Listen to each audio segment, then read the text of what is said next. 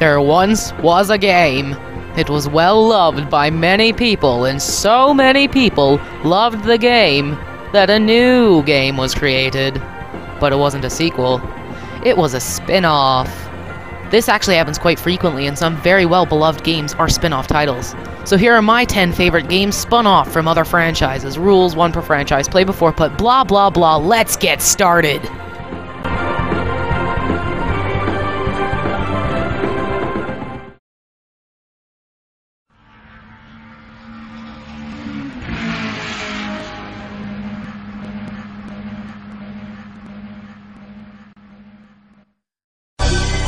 Welcome to Mario Kart!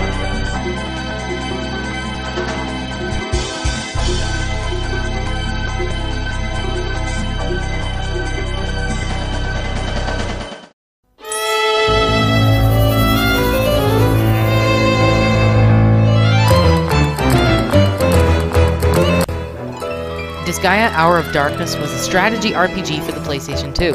It's flown somewhat under the radar over the years, but was popular enough to get a few sequels and spin-offs. Like, Prinny, Can I Really Be the Hero? Don't I get a prize or something?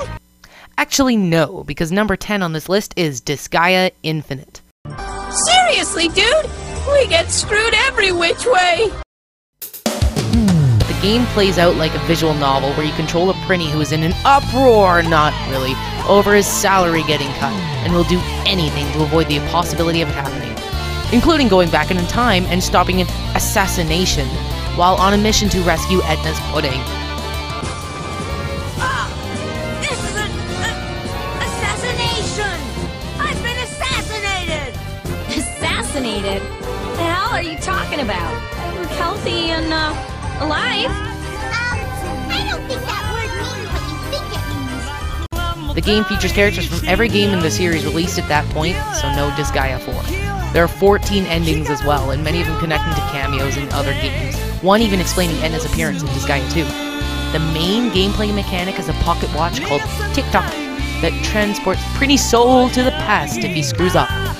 Since it's only a soul, it allows him to possess other characters to see what goes on while he's sleeping on the job. And he can mind control them!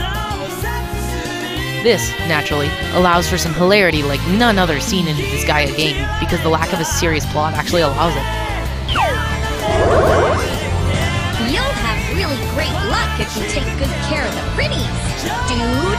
The portrait art is also really good, being animated instead of just stills. I wish the soundtrack was more than just recycled songs from the series. Nutball. What? So it was the ceiling! I see. Allow me to try my hand.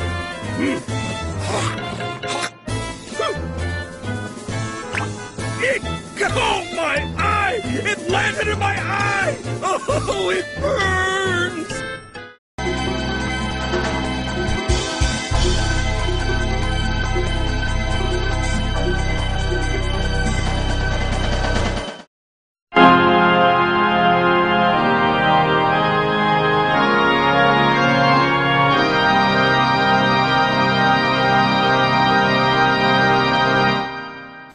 Final Fantasy is a series that has gone everywhere and done everything.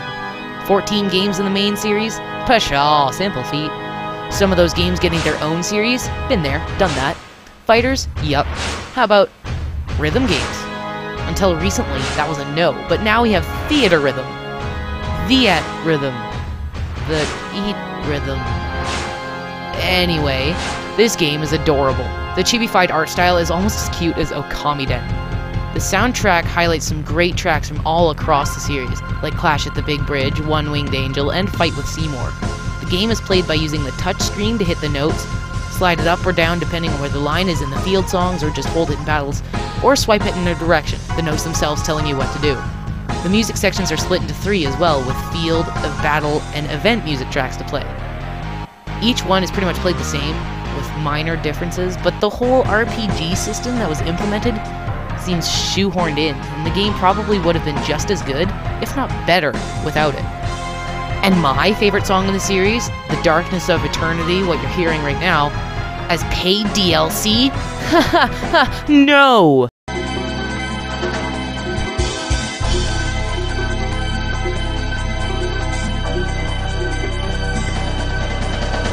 Take a drink every time I say minigame. And yes, that counts.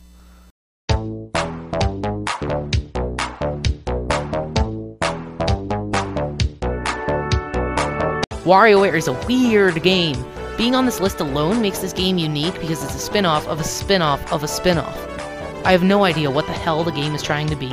Honestly, it's like Mario Party without the boards. It's entirely minigame focused, but the minigames are anywhere between 5 to 10 seconds long. But it's fun. Pretty easy, and the longer boss minigames are still no challenge, but it's a hell of a lot of fun. It also comes with some multiplayer minigames that can be played with just 1 GBA, as well as a couple time waster minigames like Pyoro and Dr. Wario. After beating all of the main levels, you unlock 4 new towers. Easy, where you pretty much just play minigames until you lose. Total Boss, where the only minigames you'll play are boss minigames. Hard, which is just all the minigames super fast. And Thrilling, which is all the minigames at their most difficult level with only 1 life. Thrilling is a great challenge to play, and a lot of fun. My best on that is 28 minigame wins. Think you can beat it?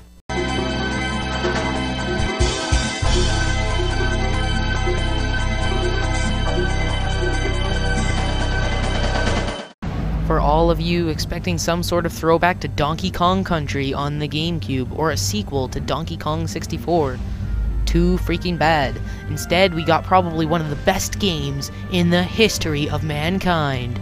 Donkey Konga. Donkey Konga.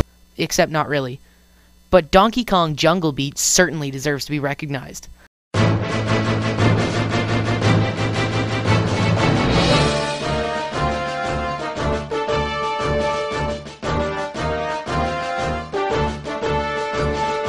Let's get the innovation out of the way. The game uses the bongos to control it. Seems weird, right?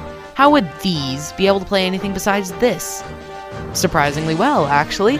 Right goes right, left goes left, both jumps clap to do things, and there aren't really a lot of problems with how it controls. The levels are good, with a lot of variety in them, but they're hardly memorable when you face the bosses. Hell, yes, the bosses. There aren't very many, with only 5 different ones, and you face each one, except for the kings, so many times. But they're an absolute blast to fight. I can't describe the feeling of grabbing someone's melons and kicking them back at them, then pounding them in the face. In the face! So satisfying!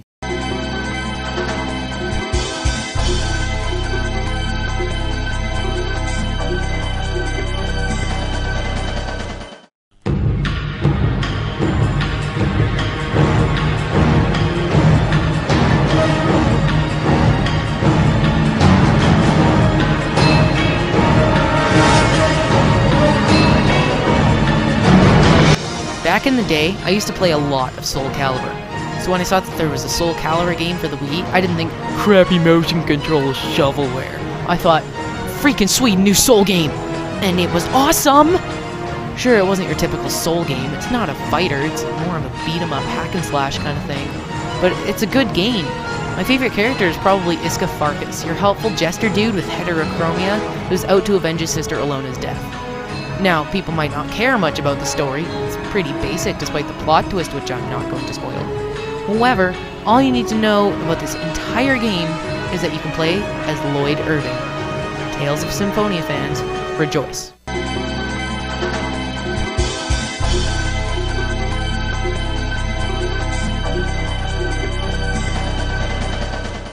Objection!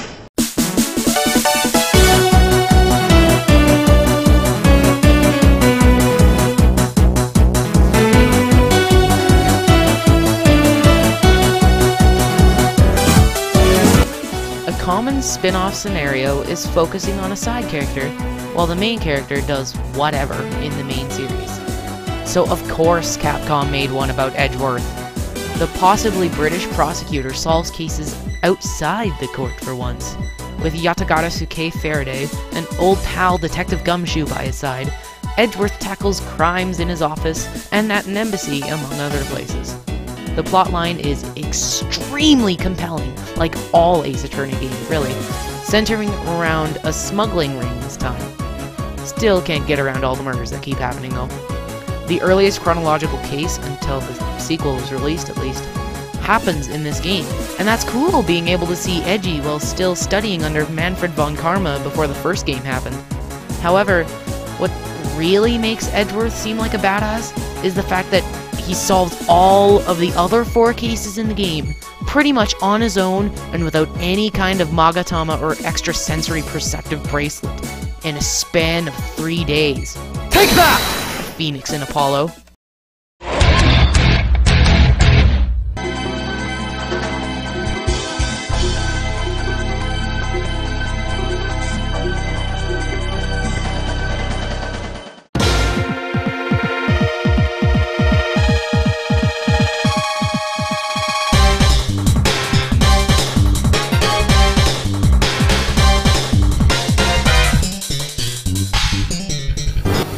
Oh my god, the Pokemon spin-offs. There are so freaking many, I could hardly make up my mind on what to put here.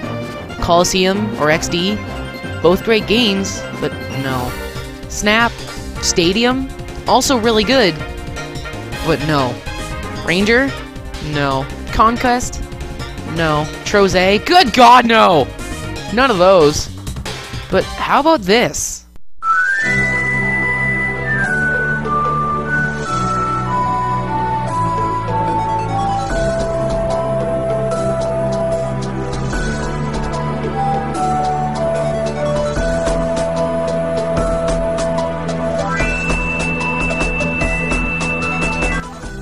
Mystery Dungeon isn't your typical RPG, it's more of a roguelike kind of game. The only roguelike I've ever played, I might add. You are a person! Or not, you got transformed into a Pokemon. Which one, based off the results of a personality quiz of sorts. Somehow, I got Pikachu almost every time. And my partner is always Trico, unless I'm Trico, just because I freaking love Trico. We'd be the Awesome Knots, but that doesn't fit, so I stuck with Team Awesome. The storyline is strangely compelling, which you wouldn't expect out of a Pokemon game, and something else you might not expect is to weep like a baby at the end. Prepare the tissues if you want to advance anywhere in this game. There's a tearjerker at every corner. That doesn't mean the game doesn't have a sense of humor. It certainly does, but the plot is so much more serious than you'd expect that it takes you by surprise. As you'd expect from the title, you explore everything, including dungeons, but each floor is randomly generated. You really get to like every character, except for the ones you hate. But the game pulls exactly which emotions it wants to, whenever it wants to, and does it near perfectly. Finally, Sky adds side stories, where you play as characters besides Team Insert Name here, such as Bidoof. If the character wasn't fleshed out enough in the main game, the side story will develop them to their best. But the post-game just plain pisses me off, and as far as I'm concerned, you're listening to the final boss's theme.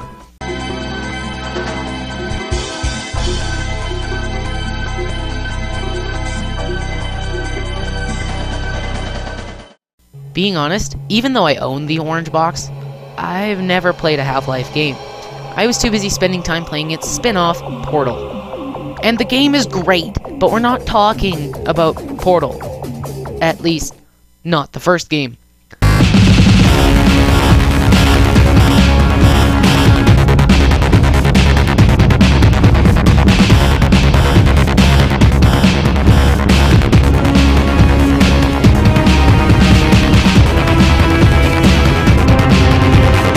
Portal 2 is a masterpiece of a game. The humor is great. And even with a somewhat cliche story, the execution of it is brilliant. The humor is only half of what Portal is known for, the other half being, well, portals. I absolutely love adding thought to a game. Sure, you could just give me a rifle and I could kill my way through to the end of the game. Or you could give me a portal gun and I could physics my way through. This is a lot more fun. The puzzles are challenging without being frustratingly difficult. Except for this one. I had to use a guide to figure that one out. I haven't even touched the co-op campaign yet either. It works well because it's actually impossible to complete without two people who at least know the game mechanics somewhat well. Also, there are only 4 actual characters: Gladys, Wheatley, Cave Johnson, and Chell, the player. But you get to know each one of them extremely well. Even Cave, the founder of Aperture, who died long before the events of even the first game, gets fleshed out greatly. The dialogue is witty, the puzzles are excellent, and the game is overall just fun to play. I could go on for hours about my favorite parts, or scenes, or just anything that makes this game great. But we've still got 2 entries to go. Initiating surprise. in 3, 2, 1. I made it all up. Surprise.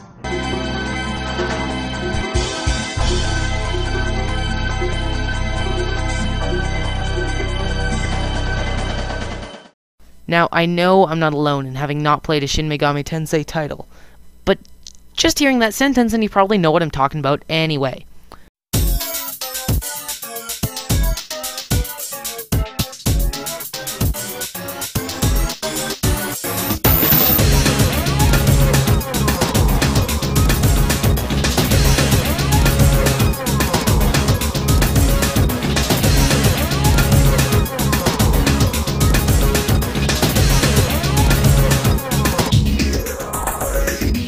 Persona 3 is very unique in terms of RPGs. Sure, there's your typical save the world after school thing, and fantastic storyline, but how many of those games can you say use demons and gods to kill random shadow blobs?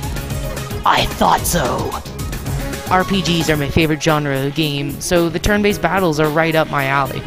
In between killing things in Tartarus and the full moon, you can hang out with your friends and form social links that power up your demons somehow. As explained by Baldy McGiantNose and his assistant Creepy Monotone in the Land of Purple.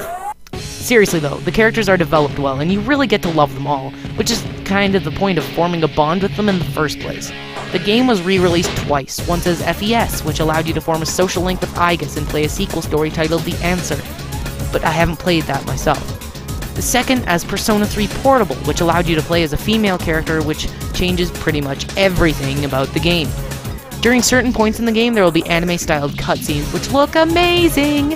And the soundtrack is just so good! It's one of the best soundtracks in any game I've played. There are points in this game that genuinely made me want to cry, made me laugh, and freak me the hell out. Not many games make me feel so many emotions, and I gladly replay this often. Or I would if the PSP could hold a goddamn charge! But even this game, so brilliant in its execution of the plot, exceptional soundtrack, and its awesome gameplay, is not number 1.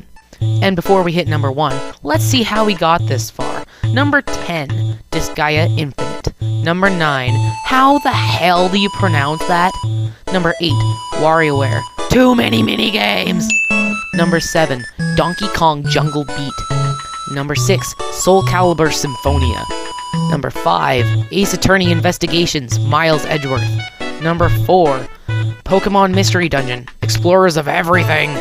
Number 3, Physics Fun! And number 2, Persona!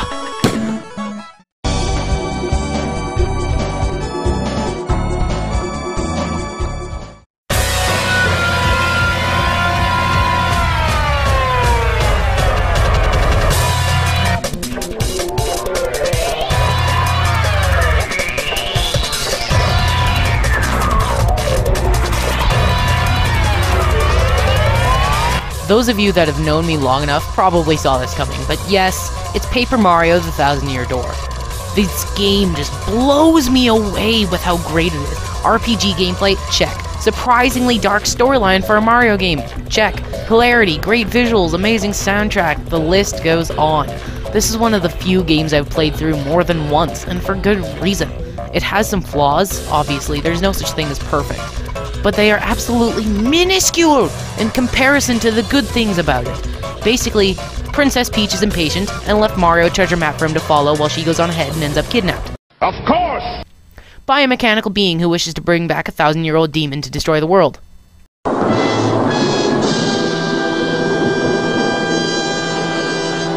Yeah. Dark. If it was just all that, it'd still be a good game. But it's not. There are interludes where you play as the kidnapped princess, gathering intel for Mario through a smitten computer giving her weird tasks like dancing, showering, and stripping. That's not all though. You can play as Bowser and his henchhag. Seriously, these are some of the best parts in the game, easily by far. Guiding the Koopa King through Super Mario Bros.-esque levels, walking to the end of a room, becoming king of guys who talk to posters, hag versus hag. Awesome! It might be better just to tell you to play the game yourself and see just how good it is with your own eyes. No matter what I say, I can't do it justice. Just pick it up. Just do it. This has been Hardy's Forever, the Hockey Gamer, and my favorite game of all time is Paper Mario, the 1,000-Year Door.